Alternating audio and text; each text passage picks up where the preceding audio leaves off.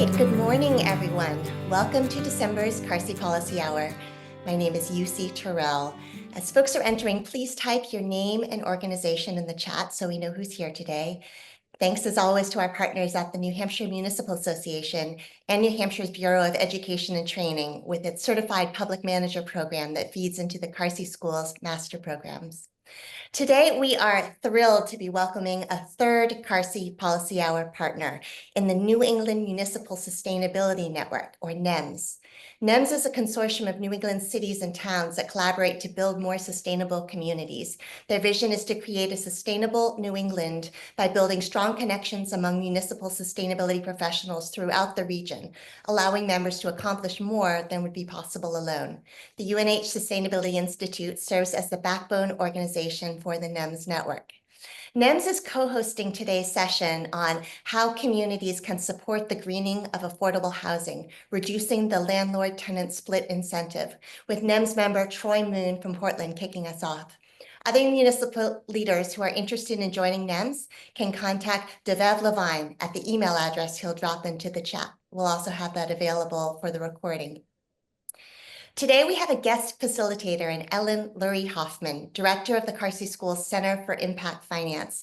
Ellen has long experience in affordable housing policy for the National Housing Trust and the U.S. Treasury, and will be able to use her experience to incorporate your questions into a rich discussion following the presentations. Since this is the last you'll hear from me today, I did want to announce our January Carsey Policy Hour. On January 8th, we'll focus on prescription drug affordability and how the Granite State and Maine actually are working to bring down costs among taxpayers and public sector buyers. Finally, popping up immediately following this webinar will be your final chance to vote on the time of day for the Carsey Policy Hour starting in January. The finalist slots are 8 to 9 in the morning and 9 to 10 in the morning, so please do weigh in if you have not already. Thank you for joining us, and over to you, Ellen. Thanks, UC, and good morning, everyone. I'm really excited to be here. I'm, as UC said, the new director for the Center for Impact Finance, which is a research center affiliated with the Carsey School. I'm just going to take 10 seconds and tell you about this center. Again, we're a research center. We're focused on addressing income and wealth inequality and access to capital for underserved communities. And we do that through research, through practitioner-driven engagement, and through training. And take a look at our website for more information. As UC mentioned, I've worked in affordable housing policy for most of my career, which is what led me to community and economic development. And I'm going to take just a minute before we jump in with our experts here to just sort of set the table in terms of what are we talking about when we're referring to the split incentive, in case you're not familiar, and also to talk a little bit about a term that we're going to refer to called naturally occurring affordable housing or unsubsidized housing. So managing the nation's buildings and making them energy efficient creates what they call a triple bottom line. It addresses climate change. It improves health outcomes for those who live in the buildings or work in the buildings, and it creates cost savings for reduced bills. But there is a huge challenge in rental housing to achieving energy efficiency that's impacting both landlords and tenants across the country, and that is the split incentive, which when we refer to that, we mean that energy efficiency retrofits in rental housing face a challenge because the rental owner is paying the upfront costs of making the energy efficiency upgrades, but in many cases, the tenants are the ones that are benefiting from the lower utility bills, which is great for the tenants and a wonderful outcome, but it does create a disincentive in some cases for owners to make the upfront investments. They don't see the cost savings, or they don't see them over an extended period of time. And so this split incentive can hinder the adoption of energy efficiency measures in rental housing, and that can leave lower income tenants with higher energy bills, which really impacts their overall level of resources to be able to cover all of their expenses. We're going to be talking to two fantastic experts who are tackling this challenge, learning about how local governments, property owners, community leaders, and policy makers can help overcome and address the split incentive. We're going to try really hard not to use a lot of acronyms and jargon, which is a little challenging for those of us in the affordable housing field. But I just want to take a minute and define something that I tend to refer to, which is, again, NOAH, or naturally occurring affordable housing. And when using that term, what I'm referring to is any housing that serves low or moderate income households without the benefit of any government subsidy at all.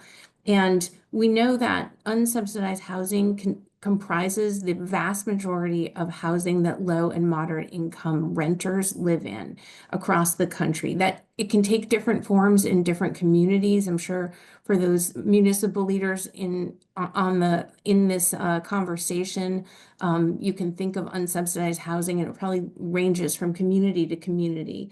But typically, it is unsubsidized, and it is made up of generally small to medium-sized multifamily housing.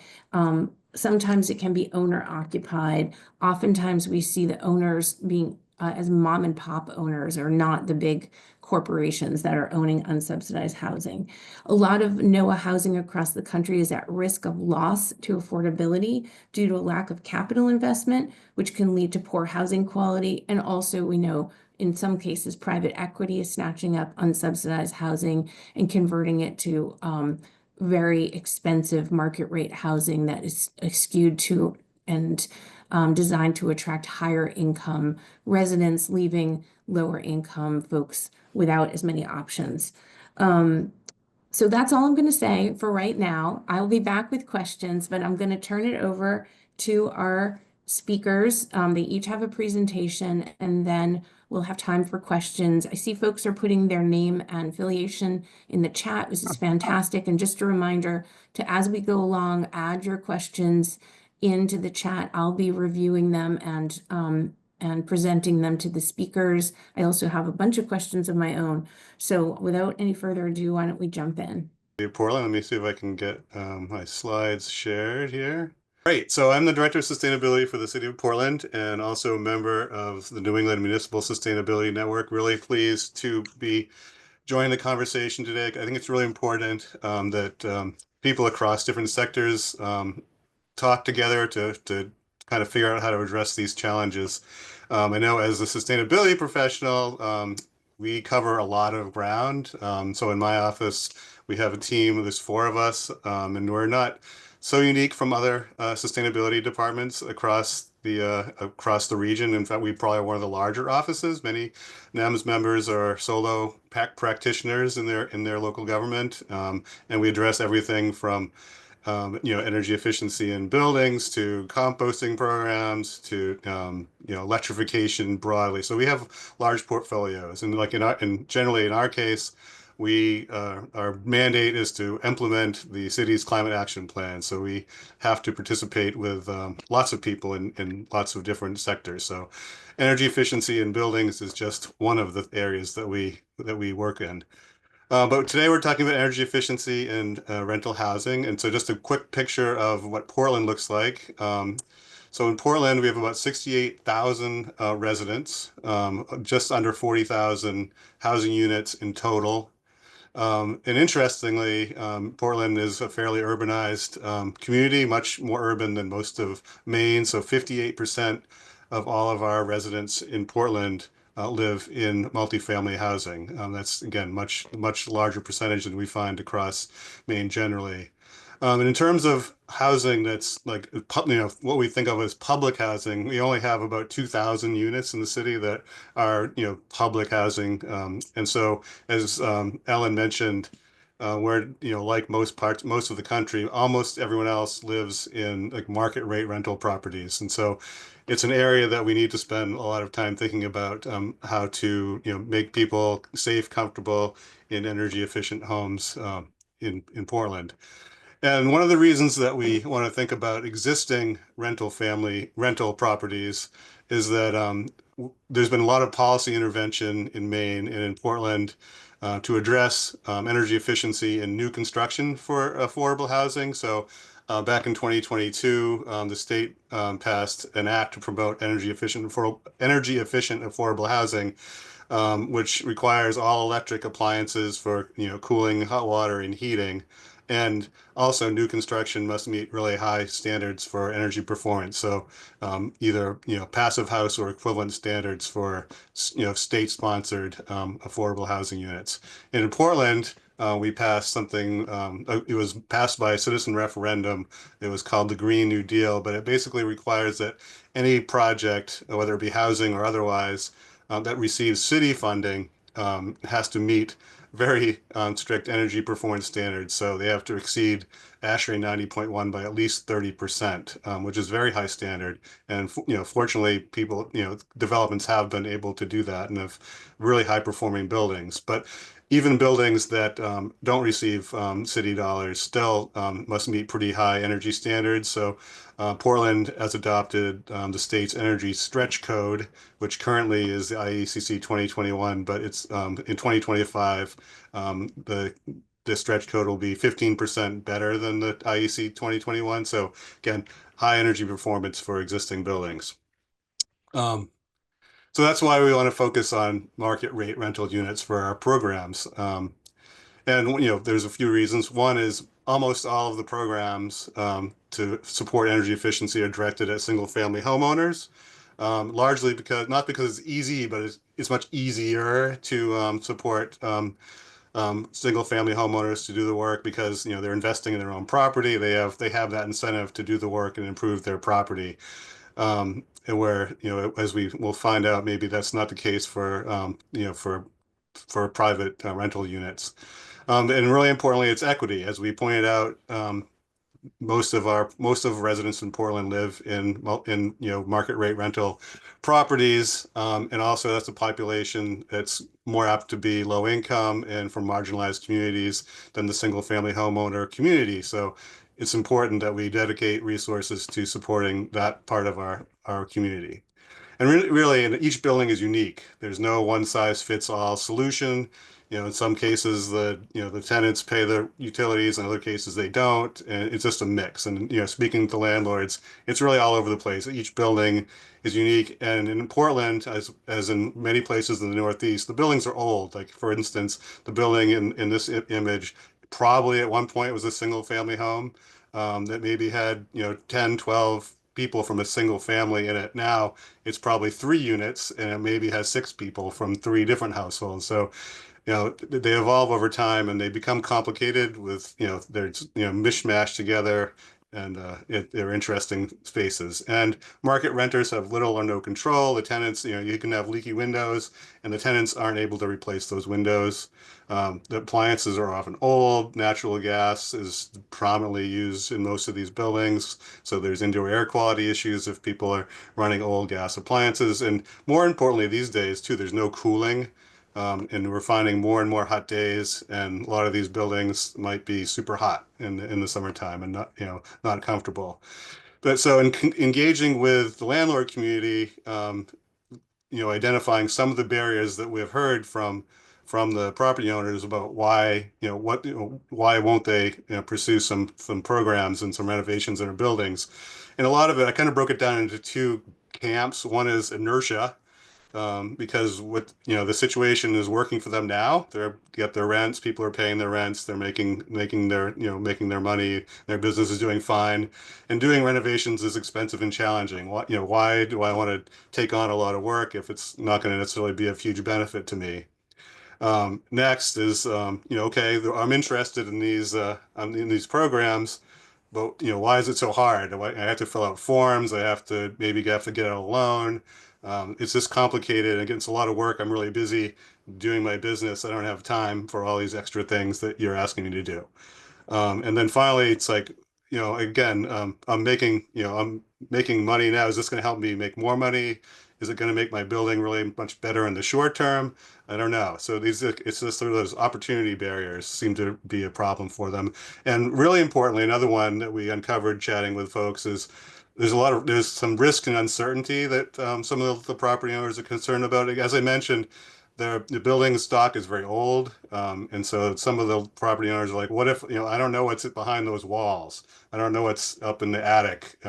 If I start digging into those spaces, am I going to uncover asbestos? Am I going to uncover things that are just going to take me a lot of money to fix and repair, that if I don't know about it, it's behind that wall and it's going to stay behind the wall. It's easier that way. And then in Portland, this may be a little unique for us, but we have a rent control ordinance, and there's really strict rules about what is applicable, what can you raise the rent for. And so the landlords are often concerned about, if I make that investment, is it going to qualify? Am I going to be able to recoup my costs? Um, and so that's a barrier. And finally, and really importantly, the tenants are concerned about, if the landlord's going to do this work, am I going to get kicked out? Am I going to be able to afford to live here in the future? And like the picture, and this picture is a perfect example. This is on Munjoy Hill, which historically was a working class neighborhood with mostly affordable housing, but it's rapidly gentrifying. And so, people who lived in these buildings when I took this picture several years ago probably don't live there anymore because the rents have gone up so much. So it's a real concern. So in terms of interventions, in our office, we were like, we can't solve all these problems, but we want to do something to make things better for people. And so we came up with this Electrify Everything program. So we're providing direct incentive to the tenants to make their apartment more comfortable. So we'll provide people with things that they can do in their apartment that don't, disrupt the building. So weather sealing, um, you know, things to prevent drafts. But also one of the things that in talking with community housing advocates, we introduced small appliances as well. So people can have we'll provide incentive to provide small, electric cooking appliances so people can not use their gas. So improve indoor air quality, especially if you have small children. We want to make sure that people are being safe in their properties. But just quick takeaways. I know I need to wrap up here. So some of the challenges in terms of energy efficiency is our housing office and our city policy is laser focused on housing production. So efficiency is important, but not as efficient as making sure that we are producing units for people to live in. Retrofitting these old buildings is really it's beyond the scale of certainly a sustainability office. It's going to take, all of government effort to work on these. It's going to take significant investment at scale to be able to do that work. And then, property owners need incentives to do the work, and it's got to be easy, or they're not going to do it. But that leads us to the question of, if we're going to make public investment in the buildings and provide incentives for the private property owners to do the work, what's the guarantee, or how do we ensure that we're not just subsidizing a private business for their benefit, but not for the tenants and for the public? So what's the balance between providing, what does the public get in return for providing investment into private property? So again, I don't think we solved the problems. I know our Electrify Everything program has definitely benefited the participants who have been able to take advantage of it, but it's not solving the overall problem. But again, it's a step in the right direction, and hopefully it's helping people be more comfortable and safe in their apartments. And I think I'm a minute or two over, so I'm going to pass it over to Henry. Thank you, Troy. It's a great presentation. Yep, as Ellen said, I'm Henry Love, Vice President of Strategy for Elevate. And our mission, we design and implement programs that reduce costs, protect people and the environment, and ensure the benefits of clean and efficient energy use reach those who need it most. It's a very broad mission, but in practice, we do a lot of work with affordable housing and community serving buildings, nonprofits, municipal buildings, and just work with communities to develop programs that can positively impact affordability and sustainability at the same time. So we were founded in 2000. We have about 270 employees spread out across the US. We have 6 offices, mostly in the Midwest and on the West Coast, but we do work across the country. And we design, develop, implement programs to improve affordable housing with an emphasis on health, efficiency, electrification, clean energy,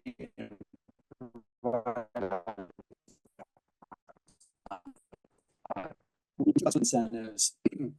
There's really a lot of things we look at. Big barriers to improving households to lower energy costs, utility costs in general, water costs are also spiking across the country. And one of the big barriers is having site control. If you own a property, you can make the decisions. We're mostly in the business of convincing owners to make decisions, and their business model in the rental property, especially NOAA properties, is to get a return on investment and not complicate their lives. As little complication or don't open that wall because I don't want to know, because it's not part of my business plan to have to remediate asbestos or knob and tube wiring. As I mentioned, that second piece is return on investment, and having it be clear to a building owner how they will actually see a return if they're not receiving the energy savings. Are there other ways to explain the positive benefits and value that's created in improving their property and having it be more valuable? It's an investment property. At some point, they might cash out. Is that property going to be more valuable? If you're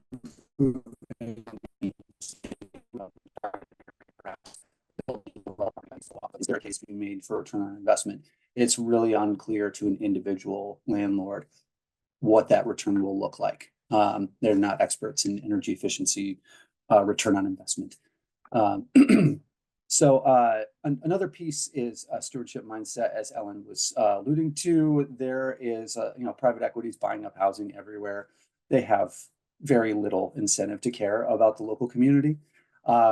Landlords who live local tend to care a bit more. There's always, slumlords and bad actors, but there are people who genuinely want to provide good housing and may just own a couple rental properties and are part of the community, part of the fabric of the community, and want to do good things for the community. You don't have a landlord who has that mindset, it's really hard to convince them to do anything outside of squeezing as much return on their investment as possible.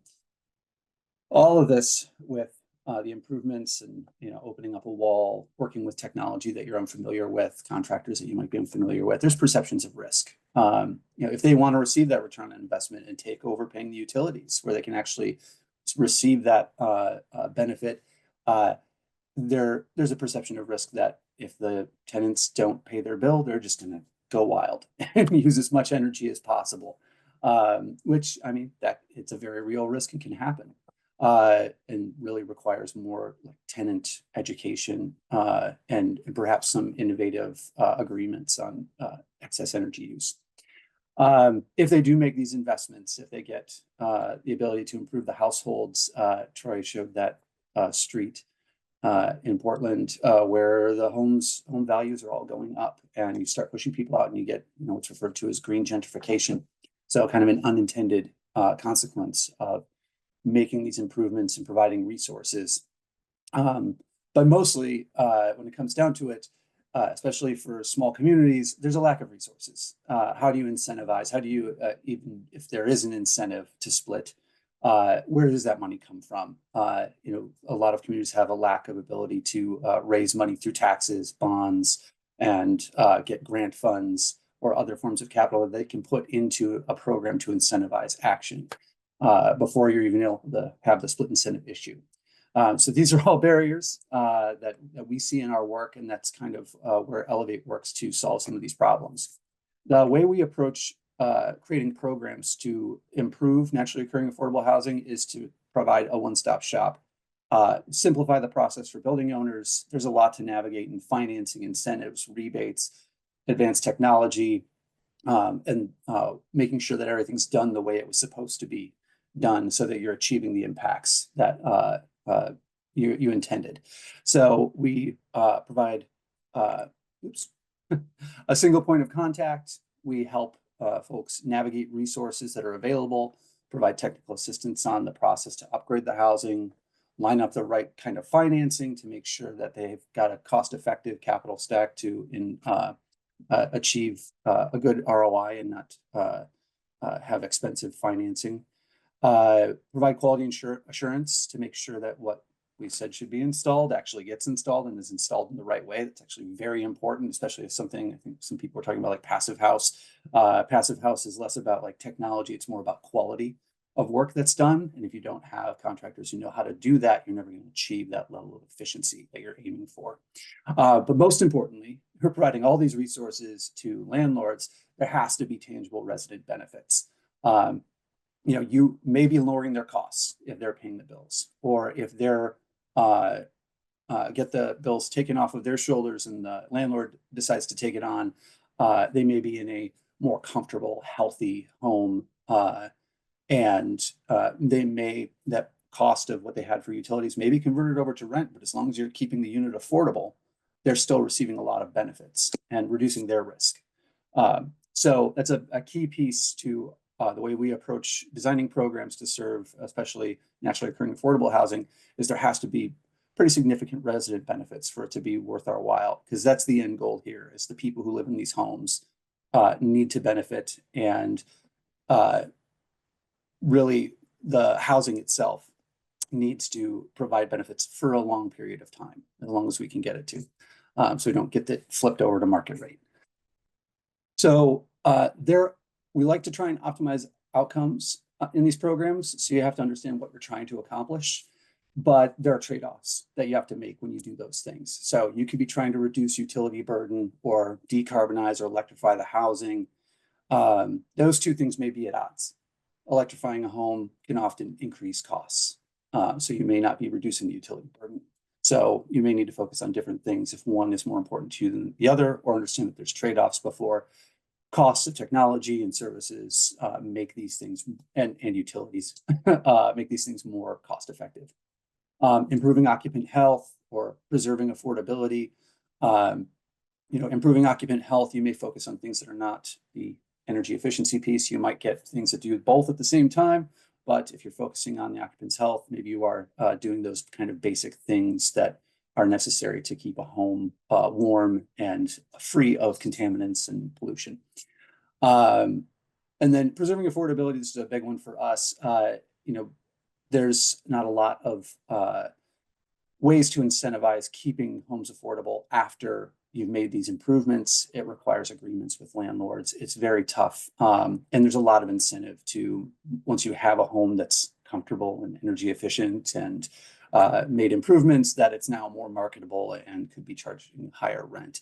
So you really need to find ways to try and preserve that. If that's one of your community's goals, it needs to be embedded in the program design.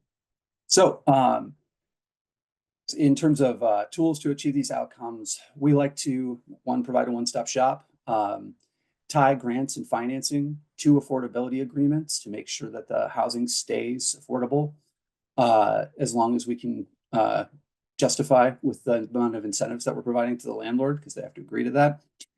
Focusing on local landlords, nonprofits, those who have that stewardship mindset and are more tied into the community, and use local policy to generate resources and force action. You might have the ability to use carrots and sticks. Sometimes it's state preemption or just local, the way your state's policy and code set up just doesn't let you do certain things, but there are little tweaks you can use in your system to try and generate some resources in your community, but it's all very dependent on where you are in your specific situation.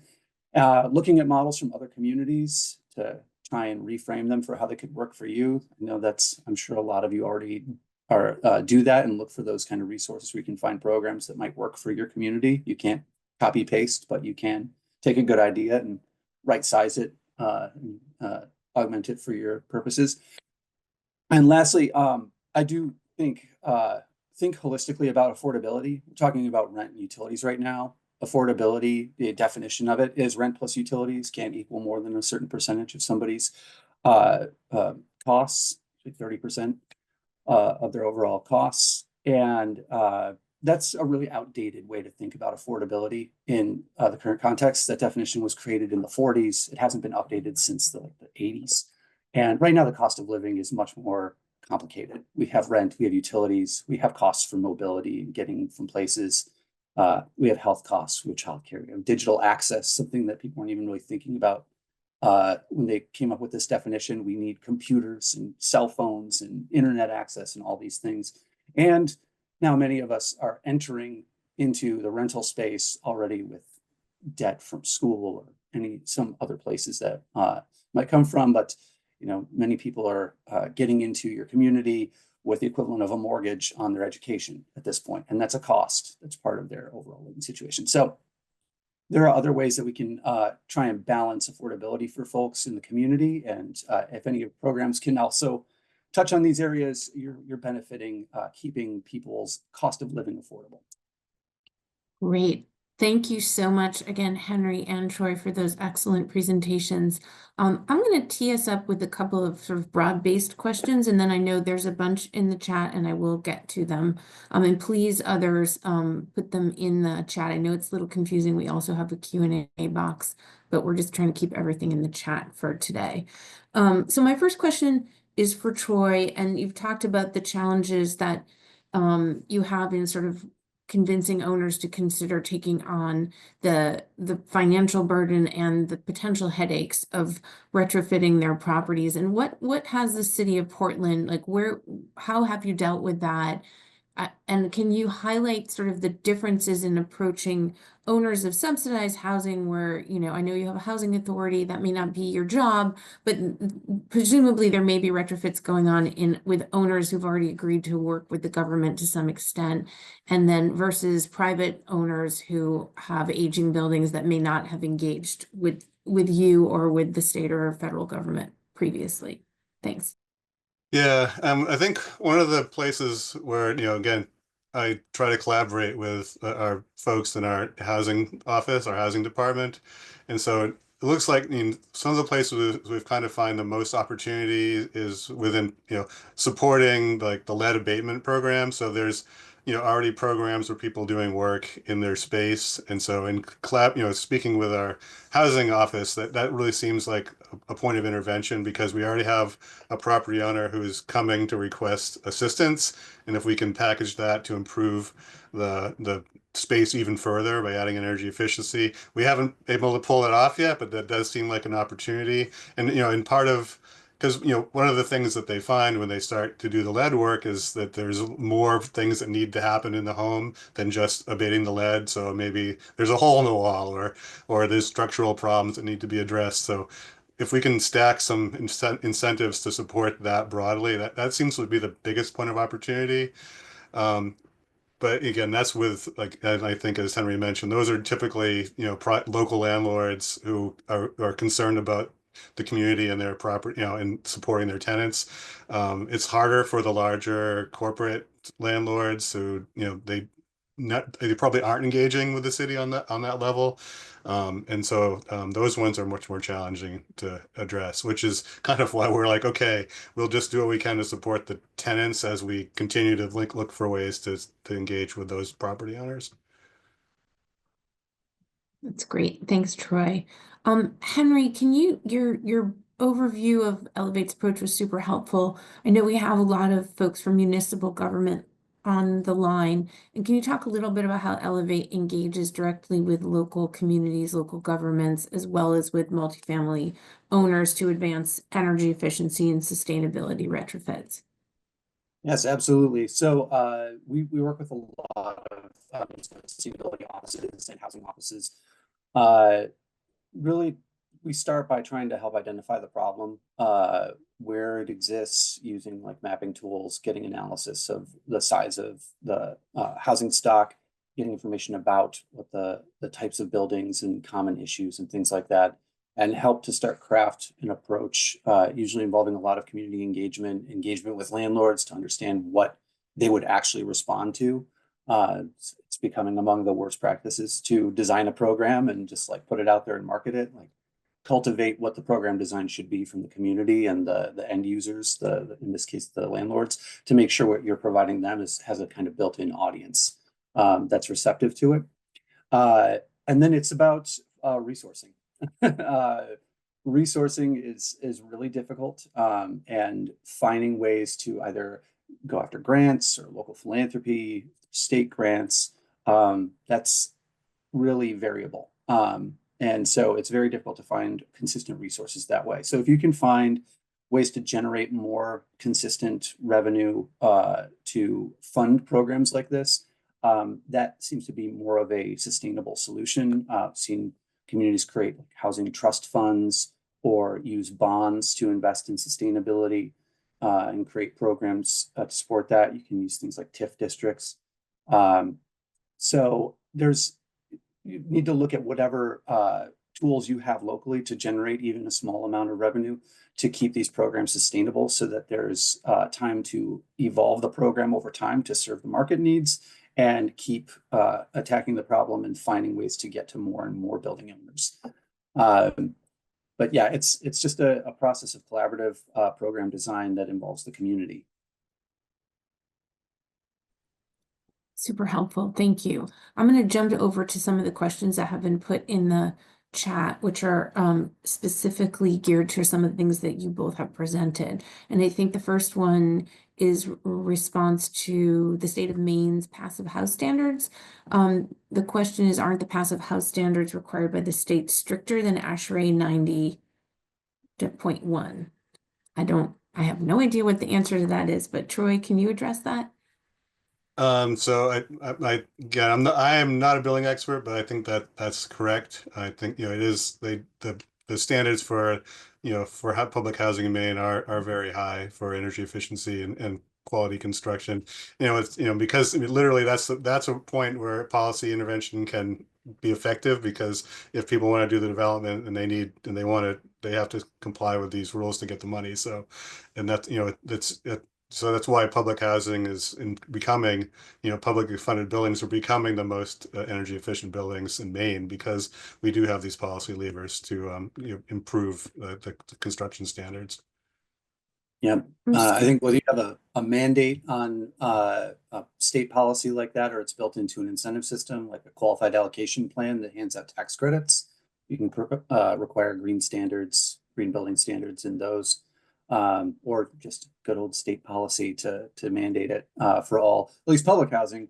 But as you mentioned, Ellen, at the top, like that's the vast majority of housing does not fall into those categories and has very little incentive. But it's part of the overall mix, how we get all the housing more efficient and affordable. Right. I would think things like passive house requirements would have to be paired with subsidy, or they're really just going to be only building for higher income folks, which I think is a challenge. That's something we grappled with that, is that the National Housing Trust is like, if we want to require all new buildings to be electric only, are you then creating a situation where you can only build them in areas that are lower cost, which means that residents could effectively end up having a much longer commute and travel expenses to get to what you were presenting, Henry, about the cost of living. Is it that lower income residents are going to pay one way or the other? And could you effectively be decreasing the supply of housing or not increasing it as much as needed because the standards or the requirements are so ambitious? So it's a policy trade-offs. There's a bunch of questions, and I'm going to bundle some of them and throw them out to both of you just to because I think they're pretty specific. One is sometimes rebate programs can be cumbersome and difficult. What about point of sale rebates? Second, window heat pumps. I've never heard of window heat pumps, but have you, and are they helpful? I'm going to skip over Stephen Bird's and come back to his. I'm just looking for some of the shorter answer questions. Why don't we start with those two, and then we'll come back to some more. So window heat pumps and point of sale rebates. Any experience? So I can start a little bit with on rebate programs. Yeah, the simplest way to have a rebate program is to have the end user not even have to worry about it. And in the biz, we call those upstream rebates, where they're just point of sale and they don't really have to worry about it. It's built into the cost that they just see. But it's not always possible, especially with larger systems that are installed by contractors. Those are typically just going to be typical rebate programs, unless you do them through the manufacturers themselves. As we related to this, there's a lot of cool new technology that's being emerging right now. There's a ton of venture capital going into all sorts of heat pump technology. There are over the window heat pumps that are coming out that can work down to -20 degrees. Very cool. They don't require an HVAC installation. They're like putting in window air conditioner in, but they're still emerging. They're still expensive. Providing some sort of incentive in your own market to help lower that cost could be really helpful in driving more of that technology into housing if it's the right solution. And that's, I guess, my main point in all of this is every home is different, as Troy was talking about. So technology solutions aren't one size fits all. But the more options you have and the more you understand it, the more the contractors in your community understand what these technologies are, the more options you have to solve specific problems and make projects more cost effective. Yeah, no, I agree. We try really hard to make incentive programs we have be, point of sale and invisible to the participants. So we have another incentive program called Electrify Bikes that we were able to provide incentive to provide low and moderate income people with a subsidy for an electric bike. So we were able to work with the bike shops who were agreed to provide a discount at point of sale and invoice our office for the balance due. So that was very smooth. But with like our current DIY Electrify program, there's just so many things you could get and so many places you could get them from that we really couldn't think of a really workable way to make that happen. So unfortunately, there's some friction where people have to pay an upfront cost and then come into our office and request rebate and check. So it's it's not ideal, but sometimes it's difficult to do that point of sale discount. So but I've been watching those window heat pump units really carefully too, and I think there's a lot of potential there, and it's going to solve.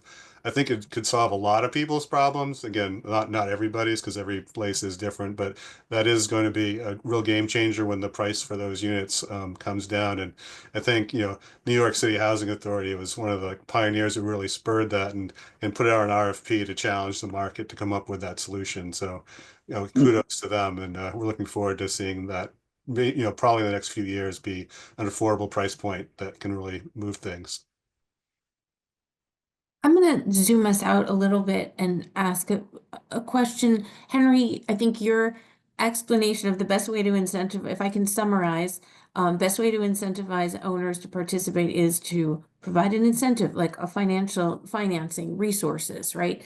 And so can we talk a little bit about who's, outside of the government, the local or state or federal government, where are resources being provided? And specifically, a question is about community development financial institutions, CDFIs, and other community-based lenders, and role can they play in providing the financing needed to do some of this work?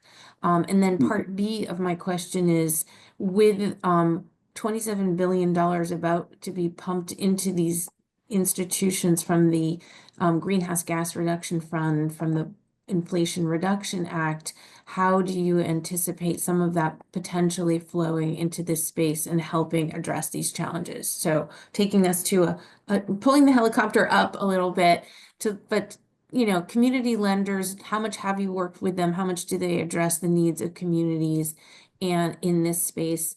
And then secondly, do you think that there will be an increase? Are you working, or either of you working directly? I know how Elevate works really closely with CDFIs. So I'll stop there. Yeah, CDFIs are amazing local resources. They're about to have a lot more access to capital for specifically green upgrades in all sorts of buildings. So when we provide any sort of resources that are out there, if we have rebates, if we have incentives, local, grant subsidies, anything like that to help a project move forward, there's always a gap still. You never got to cover the full cost. So the question is, can you provide some form of financing that's a better deal than a building owner could get from their local lender? And CDFIs play a critical role in doing things that are risky and serve a public purpose and providing financing at a really great rate. So it's important to engage with your CDFIs to understand what they'd be willing to try, because sometimes they have the ability to be really flexible and adapt to market needs to fill gaps. And they're about to have access to a lot of funding. Many of them will have access to a lot of funding from the Greenhouse Gas Reduction Fund. So engaging with them is super important. Yeah, I think just overall, there's a lot of resources being pumped into the system through the rebates that are available, maybe coming down from the state or through the states from the Inflation Reduction Act, Solar for All, and the Greenhouse Gas Reduction Fund. What they're all looking for are projects that are ready to be invested in. So what you can do in your communities is find ways to help cultivate where are these projects that are just need a little bit of capital and resources. They've got the will, they want to make these changes, they want to do something.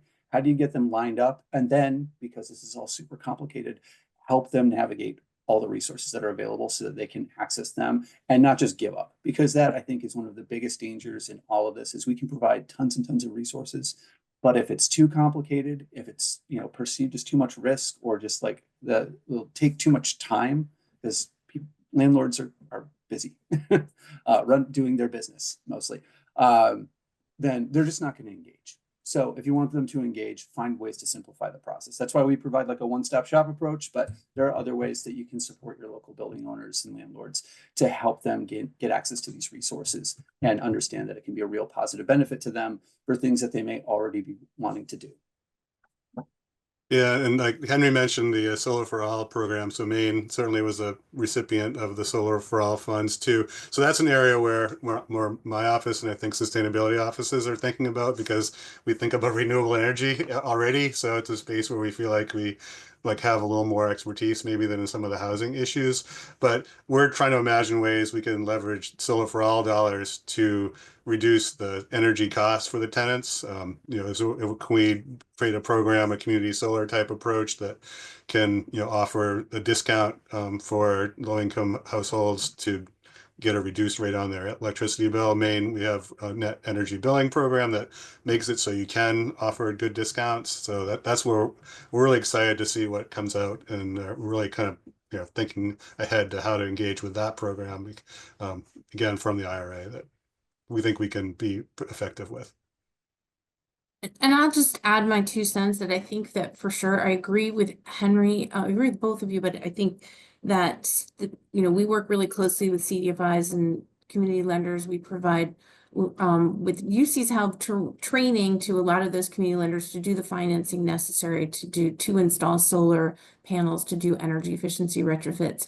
What we're hearing from the community lending industry is that there's really a need to build a pipeline of demand for these investments. The money is coming in, but we, you know, need projects to be ready to, you know, not ready to go, but people who are willing to embark on this journey with the lender. So it's a great opportunity for the community leaders on the call today to think about how they can help work with community financial institutions, try to tap into that money by helping them connect with potential projects and owners who are willing to take this on. But the financial incentives are great right now. And there is an urgency to get the money flowing and get the projects underway. I was going to jump over. So Stephen Bird, the director of the Carsey Schools, put a few questions in the chat. So I'm going to pick one. He asked whether there are any experiments occurring providing some of the savings to the landlord as an incentive to take on risk or transaction costs. And that reminds me of, I don't know if any of you remember, there was a program years ago at HUD called the Pay for Success program, which didn't really get off the ground because it was so complicated that it ended up sort of, I don't know what the right metaphor is. It crumbled upon its own regulations, I would say, unfortunately, although very well intended to do just the kind of thing that Stephen's talking about. So have either of you seen ways to provide an incentive or some share of the savings back to owners, other than those who obviously are paying the utilities themselves? Yeah, there's a couple options out there. It's really about shifting the risk and shifting the costs.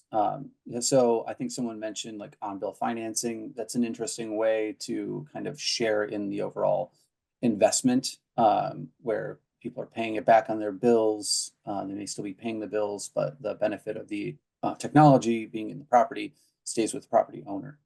And that in itself, based on the way that those programs are structured, usually the payback time is very short, like 7 years or less, sometimes 3. So they're not, unless the tenant's there for a long time, for past the point where the financing is completed, they're not going to really see a lot of the benefit.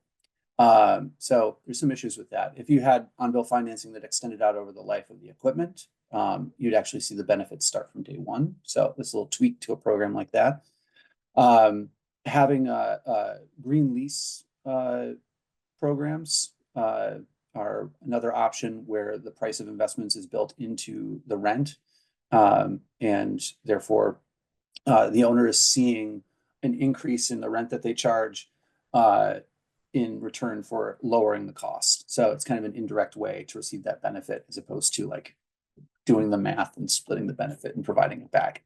My opinion, that's way too complicated to try and take the actual savings and split them out or share in the costs. Anything that can help limit the risk on both sides, I think, is super important. If the owner pays the bills, their risk is that the tenant will use too much electricity or gas and they'll be stuck with a really big bill.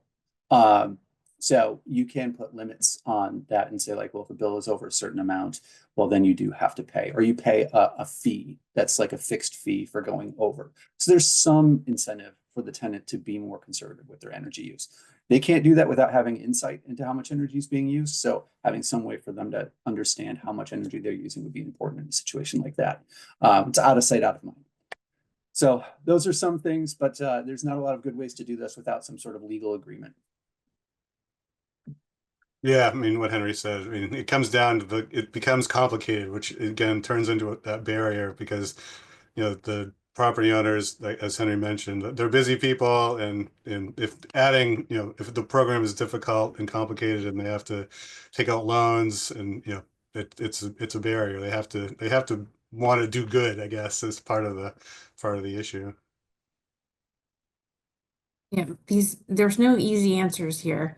I want to tee up, I have two more questions I want to be sure we get into, and I'll do one at a time. First is one of the questions from Al Howland, who's a state representative from New Hampshire, teed up is that, anticipating that state and federal funds are most likely to become more scarce in the next few years. We do have the Greenhouse Gas Reduction Fund on the one hand, but that's an indirect financing. If we see pullbacks on subsidies, how does this work in this environment? How are you thinking about that? Are you, both of your organizations, doing scenario planning? Throw that open. Yeah, I would say that, Elevate's been doing this work without those incentives for a while. We're hoping that they make everything easier and able to expand, having more programs in more places. But this is also a moment in time where we have access to potentially a lot of resources. And so having them is a gift, but not having them shouldn't deter us from moving forward and finding strategies to provide incentives and find ways to generate resources to put into this housing. You can't always use the stick, so you got to find ways to generate a carrot to bring people along. So I mentioned a couple just different ideas. Be creative. Think about ways that you can generate even a little bit of revenue to start getting a mindset within the community that making these improvements is just something that people do, because it kind of snowballs a little bit. That there's a little bit of that peer pressure.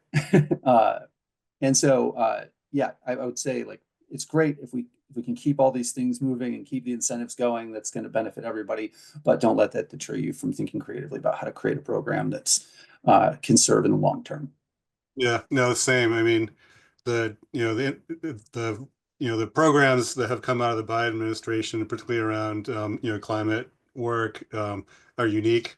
Cities have been on the forefront of climate action for decades without federal leadership at all. So we're used to being in that position, and if we are going back to that, being the leaders on climate action at the local level, that's something we have experience with, and we will re-embrace that. So Great, thank you. And then this may be the last question. We'll see how much time we have. We're going to wrap right at 9. But Troy, you referenced in your presentation the fears of renters that investments in energy efficiency retrofits could jack up their rents and make it unaffordable for them to live. And that's obviously the biggest challenge in unsubsidized housing. Can you both talk a little bit about what some strategies are that you've seen that may be successful to allow lower income tenants to remain in communities and in properties that have had these energy efficiency or sustainability related investments? How do you keep rents affordable, or how do you make sure that there is affordable housing within a community that's had these investments? Well, this like just, again, I have less experience in this realm certainly than Henry, but one of the ways that the city of Portland has done that, and again, particularly around areas like with lead investments made for like lead abatement or improvements in that regard, is like having the landlord who accepts the financing or accepts the funding has to agree to maintain the rent for a certain period of time, maybe 5 years, as kind of the return on the public investment in improving their property. So that seems to be a model that's been effective. And as I think about ways to do energy efficiency work, and that would be a model I would look at. That's right on. There are tools that can be used if you have the ability to do rent control. Sometimes it's illegal in some places, or just not possible because of political will. Then that's one great tool to have. If you can form some form of affordability agreements, the most rock solid is a deed restriction to have a actual covenant that would preserve affordability in the unit and for a specified time period. Very hard to legally challenge that. The next best thing is having a contract tied to financing or incentives that could have some form of downside for them to break that contract to ensure that if they don't follow what they said they were going to do and preserve that affordability, they owe the money back, or lose their ability to, if you have licenses for rentals, lose their license and not be able to rent their unit, something like that. Yeah, outside of that, you have to have some form of incentive to be able to preserve that affordability. And one interesting model that I've seen, which is not necessarily tied to energy efficiency, is creating a competitive environment around affordability in your community. In Kansas City, they have an affordable housing trust fund where people apply to get capital, and they can apply to get it as either a grant or a low-cost loan or even a higher cost loan.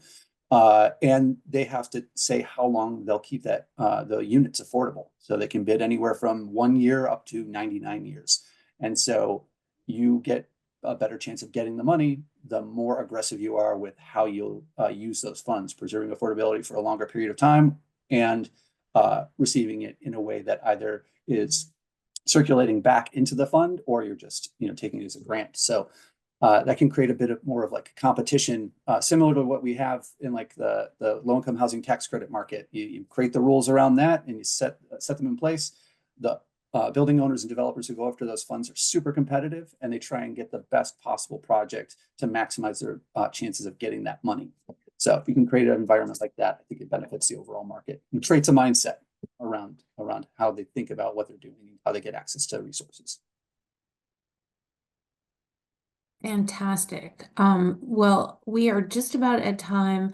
I just want to thank you, Troy and Henry. I learned a lot. I feel like we could talk for another hour if we had time. There's so many ramifications. This is complicated work, but I think that you've really helped us all learn today. There's a bunch of resources that have been referenced in the chat, so be sure to scoop up those links before you log off. Also, I see UC put in the link to, please don't forget to register for the next Carsey Policy Hour on January 8th, which will be addressing prescription drug affordability. And don't forget to vote on your favorite time slot for future Carsey Policy Hours. Maybe you won't have to get up so early next time. But thank you all. It's been such a pleasure, and we'll look forward to seeing you next time. And thanks again, Troy and Henry.